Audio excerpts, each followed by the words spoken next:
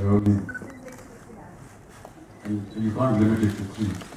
There are so many. I spent my initial years in Kolkata. My favorite city. So it's very difficult to enumerate what those three best things would be. For the moment, I can only say that all the three best things are with team. And I didn't have to do much. Having spent about 7-8 years in Kolkata in the early 60s, I was aware of the Anglo-Indian Society in Kolkata, and that they are a very large percentage of people from the Anglo-Indian community. We were to shoot this film in Goa, and I think Sujoy and Ribhu had some permission problems and some logistics that could be worked out. So they said, we can't shoot in Goa, where can we go? So I said, let's go to Kolkata. And that's how we came here.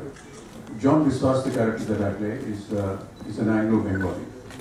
And Ribhu said that I do not want you to do anything which is very typical or something that is very expected. He also didn't want me to speak or have any kind of Bengali accent in the film, because he said we've just done that in Piku, and doing that again would just be a repetition. So we've deliberately kept him, and the research that they did of the Anglo-Bengalis in Kolkata, I saw that and they also saw it. And there wasn't much difference. Kolkata are absolutely the most fantastic audiences anywhere before. And whenever I meet my colleagues and I tell them, if you're ever depressed in life, just go to Kolkata. The passion of the people of Kolkata will just pick you up. They have great respect for art and culture and for talent, and I'm deeply indebted to that. They're very passionate about their feelings, whether it is arts, culture, sports. You know it better than I do, that every time someone excels in a particular facility or a regiment, people of Calcutta are so passionately fond of that, and they show it. But that apart, I also feel that they are very knowledgeable and educated about what we do as film artists, what happens during the film shooting.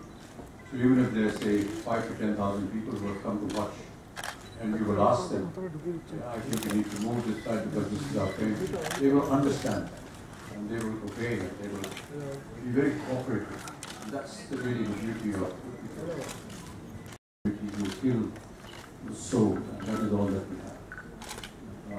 I know that there are rules and regulations. That's something that the government has to decide. But as artists, as creative people, all I can say is don't kill creativity. Because creativity killing creativity will kill us all. Another thing is that today some directors in Mumbai came out in support of Anurag Kashyap for the comments made against him, linking him to art. Can we take the question to in a TV serial that we did together called Youth. Youth was going to be directed by Anurag Kashyap, but Anurag was busy doing something else. So he said, I will oversee the shooting, but I want to introduce you to Ribhu, who is going to be actually shooting. And that's how we met Ribhu. And having worked with him, I just felt very comfortable. That's how we started working. Sujoy came with the idea of this film. And when he suggested it, I was very happy to associate it with him. Sir, I have a question. We have the next question from there. Yes. Yeah, good evening, sir. We made no mistakes. We are, even after 47 years in the industry, still learning and trying to correct our mistakes. I admire them here. So working with Nawaz and with Vidya, it gives me an opportunity to learn more from them. And I find it very fascinating. Each day for us is a learning graph, I think. And working with superior talent like Nawazuddin has been a great experience. Yes, now you can ask. Sir? Yeah, right. But that was anybody else. So when Ribhu told me that I'd have to write a scooter. He actually arranged for one to be sent to my house. And I used to practice early in the morning in the streets where I lived. And then when we came here, we used to practice in the Maidan at a time when nobody was there, and then managed somehow. Thank you. I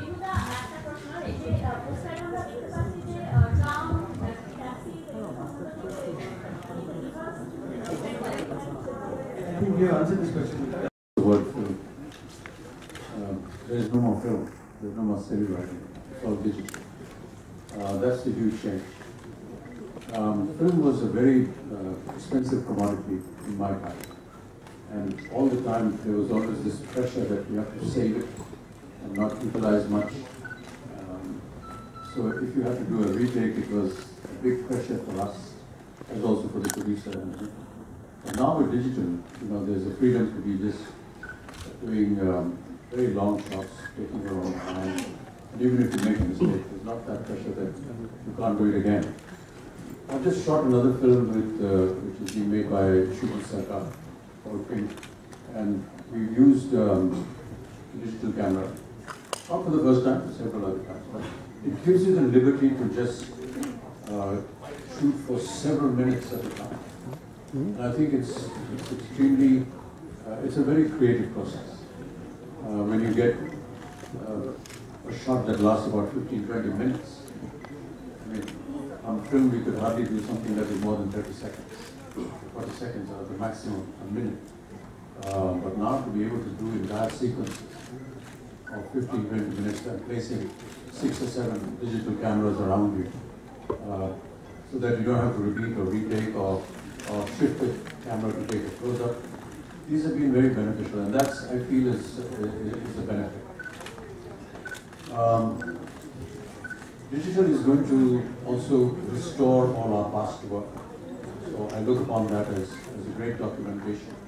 The film will eventually wear out, it will get destroyed, it will get corrupt. And I think the sooner that every product that we have on film is transferred to digital as soon as possible, so it can have a longer life. So working on digital has been a great revelation. Also lighting, for example, very powerful lights we used on set and outside set to us when we were shooting in film. The depth of focus is not possible until you have very strong lighting, but the digital, as you will see in this film, I hope that you can see it as a video. Tushar, who's been our DOP, is an exceptional job. Sometimes I used to wonder, because we are so used to our times when we used to work with so many lights. And I used to ask him, there are no lights here, I'm pretty sure everything is getting printed apart. So we get the opportunity and the facility to work with minimum light, natural light. And that's a great advantage for somebody as an actor, because you're not conscious of the bright lights. You don't have to close your eyes. I've been through this issue, haven't had a problem. We feel that something should be permissible, since the board feels it should not be.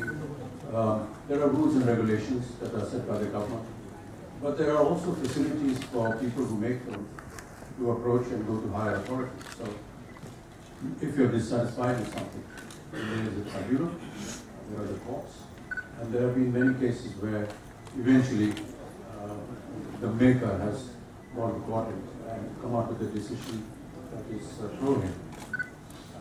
The only problem comes is that the censor portion of filmmaking comes at the time of almost the release, when everything is set up. Distribution, theaters, publicity, marketing. And at that point of time, if there is an obstacle in the way of getting certification, then it sets you back. That really is bothersome. So I hope that we can devise a system where there is like certification rather than censor. Because censor is, as I said, don't try and kill creativity. I think we're all must have the freedom to create because we are in this field. And all we have is our soul to be able to create. When you kill our creativity, you kill our soul. And that would be detrimental to the profession per se. it's unfortunate. I don't know the issues that what Mr. Punjab is going through, but it's unfortunate if there's going to be a delay, that they have to fight their way through a high cost. But let me also say that there have been many instances with me in the past as well, where films were denied censorship or denied release, and we had to go to higher authorities. Eventually, yes, creativity won, which was nice. But yes, the delay was something that one had to go. We don't have an adequate answer for this, because if we are professionals and if we have been asked to do a particular kind of role, then it is our job to be able to do that to the best of our ability. So when Ribhu and me sat on designing the character, apart from the fact that I had earlier answered the gentleman, that we deliberately didn't want him to speak Bengali because it was too close to Piku and I had already spoken Bengali. So we wanted to keep it very simple. Ribhu was very sure that he did not want any kind of extraneous behavior, any kind of effort in trying to portray the character, because he felt that that would destroy the essence of the story. And therefore, there were many times when I would do something which I felt was okay, but he would say, no, I think you need to tone it down a bit. So throughout the film, there's been